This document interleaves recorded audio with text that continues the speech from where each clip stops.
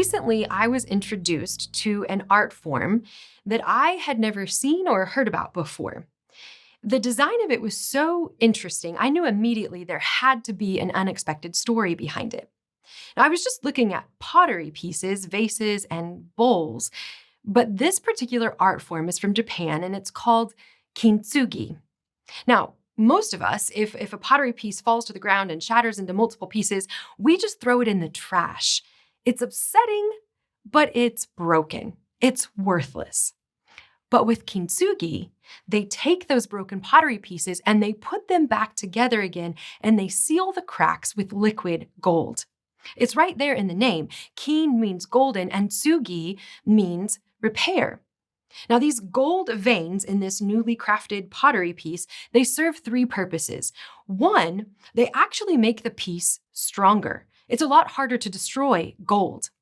Second, the gold in this piece now makes the pottery more monetarily valuable than it was before. And third, these veins actually draw attention to the cracks, as in it draws attention to its brokenness. Now, I know that sounds really counterintuitive. If you've ever tried to superglue something back together again, you know that the goal is to put it together so seamlessly that the cracks are unnoticeable. But that's another unique thing about kintsugi. The philosophy behind it is that you don't want to hide your scars, but they are stories to share.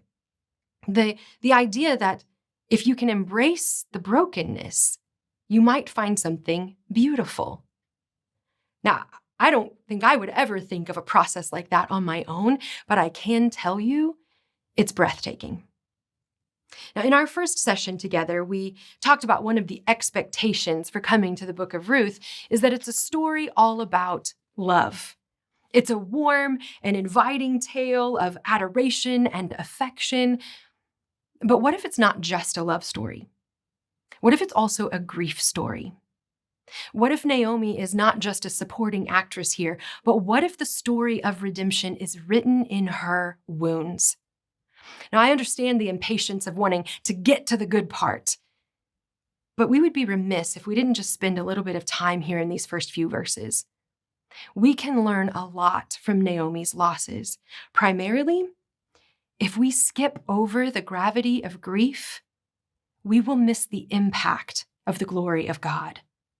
So would you open up your Bibles with me and let's turn to Ruth chapter 1, verse 1. It says, "In the days when the judges ruled, there was a famine in the land. So a man from Bethlehem in Judah, together with his wife and 2 sons, went to live for a while in the country of Moab. The man's name was Elimelech and his wife's name Naomi, and the names of his 2 sons were Mahlon and Chilion. They were Ephrathites from Bethlehem, Judah, and they went to Moab and lived there. Now Elimelech, Naomi's husband, died, and she was left with her 2 sons. They married Moabite women, one named Orpah and the other Ruth." Let's pause here for just a moment. I mentioned in the first session that there are multiple layers to this story, and oftentimes when we think we got a clear understanding of what's going on, there's actually more to learn. And these first few verses are no exception. We look at this and we just see a list of family names, some of these who aren't even going to make it past the introduction. So should we really care, right? But we should, because these names actually tell us so much about where this story is going. For example, the name Elimelech. It means my God is king. Now, right there in verse 1, we're told that this is the time of the judges, an era where God was king, but the judges ruled on his behalf. But Elimelech's death might be symbolic of the death of this era, because Israel is about to move into a time of human kings, a time where God's rule was not enough for them. Well, next we have the names of the sons, Mahlon and Chilion. These 2 names have a really close etymology for the words sickness and consumption, a really unfortunate foreshadowing. Then we come to Naomi, and Naomi means pleasant. This is incredibly valuable to know because she's going to undergo a name change by the time we get to the end of the chapter. And knowing what her name means now, this provides for us a depth of meaning to how she sees herself and how she sees her God. Ruth appropriately comes from the word for companion. And even Orpah gets a symbolic name. Hers seems to hint at the Hebrew word for the back of the neck, which might represent the fact that she turned and went back to Moab. So the stage is set. And when you know the language, you see some of where this story is headed, and you can tell already it's going to be a bumpy ride. So let's pick back up where we left off. We'll start in verse 3 again. Now Elimelech, Naomi's husband, died, and she was left with her 2 sons. They married Moabite women, one named Orpah and the other Ruth. And after they had lived there about 10 years, both Mahlon and Chilion also died, and Naomi was left without her 2 sons or her husband. Now, I know that widowhood is not exactly uncommon. It's always sad, but maybe this just isn't something that makes you raise your eyebrows in concern. Maybe you're part of a strong faith community, and so you've seen widows taken care of by the church. Or shoot, maybe you yourself have been taken care of by a saintly widow. My grandmother is just such a widow. But we have to remember that our culture is different from their culture. And so when we see this phrase, and Naomi was left without her 2 sons or her husband, this is more than just sad. This is more than just unfortunate. This is absolute and utter devastation. Naomi now has nothing. Anything that belonged to her husband or her 2 sons would not automatically transfer to her. Women had no status in this time or place. They had nothing of their own, nor did they have the authority to claim anything as their own. And widowhood in old age is even worse. No father to care for you, no sons to take you in, not even a married daughter to possibly take care of your needs. No, there's really only 3 viable options for Naomi at this point: slavery, prostitution, or death. This is her fate, and she knows it. Perhaps this all feels a bit jarring to you. Maybe you're thinking, I remember an Old Testament law where God said to take care of widows, right? I mean, shouldn't he step in here and do something? And you're not wrong. There are multiple Old Testament laws that talk about how to care for the poor, widows included, but those are laws for the Israelite community. And Naomi's not in the Israelite community. This is why we're about to see her pack her bags and head home. Yes, God cares deeply about the welfare of widows. Please don't hear me say otherwise. We will see that play out in this story. We will see that in the story of Elijah, when he chooses to go to a widow's home and he provides for her a miracle that lasts forever. We see that in the book of Acts when deacons were elected to specifically care for widows. We see that in the book of James. True religion is to care for orphans and widows. And we see it in Jesus. In Luke chapter 7, he raises a widow's only son. The text says, when the Lord saw her, his heart went out to her and he said, "Don't cry." Then he went up and he touched the bier that they were carrying him on, and the bearer stood still. And Jesus said, "Young man, I say to you, get up."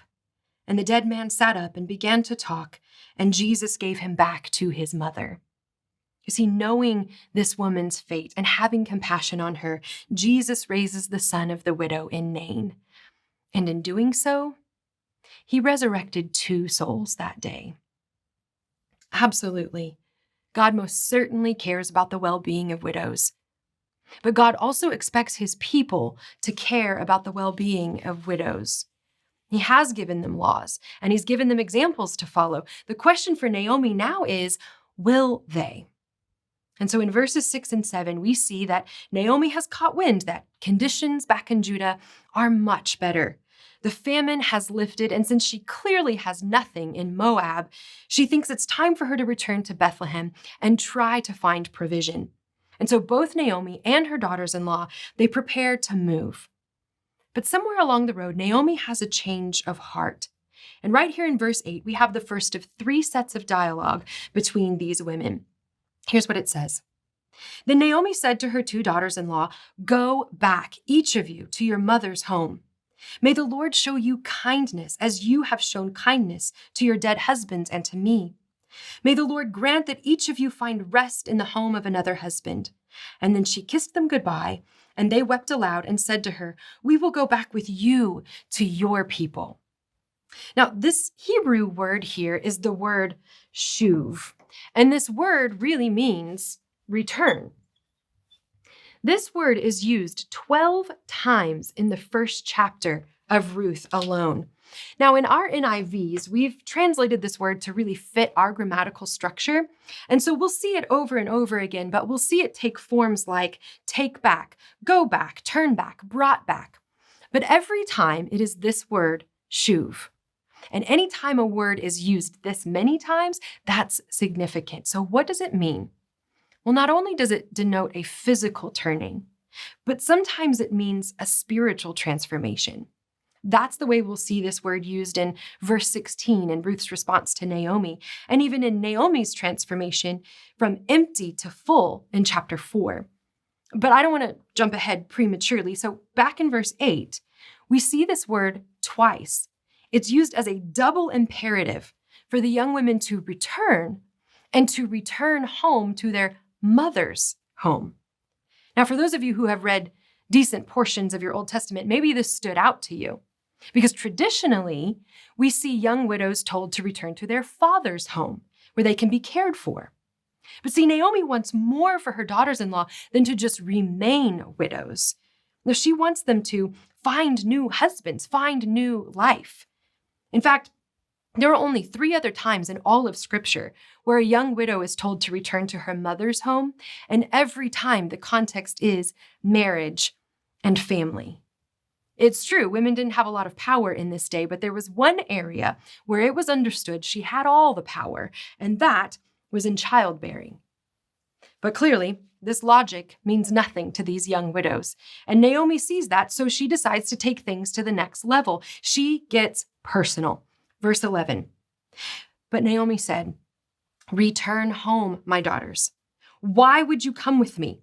Am I going to have any more sons who could become your husbands? Return home, my daughters. I am too old to have another husband. Even if I thought there was still hope for me, even if I had a husband tonight and gave birth to sons, would you wait until they grew up? Would you remain unmarried for them? No, my daughters. It is more bitter for me than for you, because the Lord's hand has turned against me." Now, at this point, Naomi is referencing the ancient custom of Levirate marriage. This is the custom that states that a brother of a man who has died without children should marry the widow and give her a son so that his brother's name will not be blotted out from the history of Israel. Now, we're going to talk more about Levirate marriage in a later session. But for now, what I want you to see is that Naomi is making it clear this is not her reality. She cannot provide a son at this point in her life. And so there's no name to carry on. And if there's no name to carry on, then there's no responsibility to be taken by any of her relatives. In other words, no one is going to provide for her. No one is going to provide for these young women. And so she says again, return home. I have nothing but bitterness to offer you. Now at this point, Orpah listens to reason. She kisses her mother-in-law and she returns to Moab. But Ruth stands fast. The text actually says Ruth clung to her. She was immovable. And perhaps that's why we see Naomi's third try to get her to turn back. It seems to lose a little steam. Look, she's going. You should too. It's pretty much what it says. Perhaps she knew that she wasn't going to win this battle. And it's true. Ruth now gives a speech of her own, and she declares a loyalty to her mother-in-law, and more significantly, a loyalty to her mother-in-law's God. She will not turn back. And in verse 18, we see Naomi's response to Ruth, silent defeat. When Naomi realized that Ruth was determined to go with her, she stopped urging her. And the language here suggests that these two women traveled on in silence. Now, maybe that was because Naomi was angry with Ruth. Maybe she was exasperated. But you know, it's also possible that her depression, her pain, her trauma was just too unspeakable. Naomi is trying to process devastation over feeling abandoned by God. And this certainly checks out with what happens next in the text. The two travel companions arrive in Bethlehem, and it says that the whole town was stirred because of them. Now, this word for stirred is another place where there's a double meaning. It can mean excitement, that they were genuinely joyful over Naomi's return after so long. But this word can also mean confusion. And in verse 19, the women ask, can this be Naomi? And so it seems that Naomi, who left Bethlehem all those years ago, is not the same Naomi that has returned. She's unrecognizable to her friends, and she is unrecognizable to herself. Grief has brought about such transformation in her that she actually declares a name change. She says, pleasant, this no longer fits.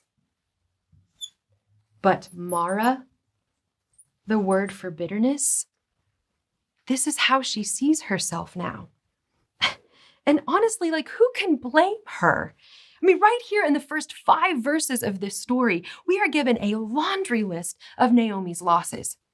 First, she has to leave her home in Bethlehem due to a famine. Ironically enough, Bethlehem is translated house of bread. So that her family goes to Moab, and the text indicates that it was meant to be just a short reprieve, just enough time to regain some of what they lost. But then we see she has been a refugee there for 10 years. Now, I'm not saying that entire decade was a dark time, but we have plenty of stories of Israelites in exile in our scriptures. We know what that was like for them. We even know what life is like for refugees today. And it's not exactly a dream.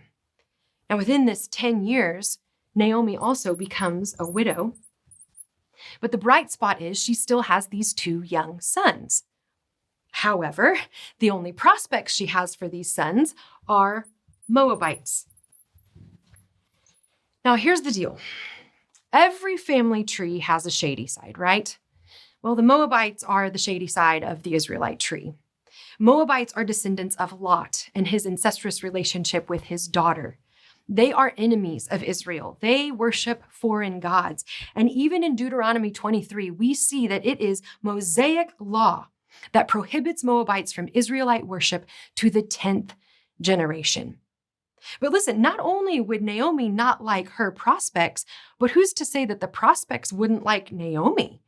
I mean, we've talked about how Elimelech's family were immigrants. Not only would that have been difficult for them, but it wouldn't have been very appealing for the Moabites. Also, these boys have no father. No father means no wealth, no matter where you come from. And also, no wealth means no high society. And in the Moabite culture, high society was pretty important to a lot of people. So with these odds, it's highly unlikely that Naomi is going to find the cream of the crop for her sons.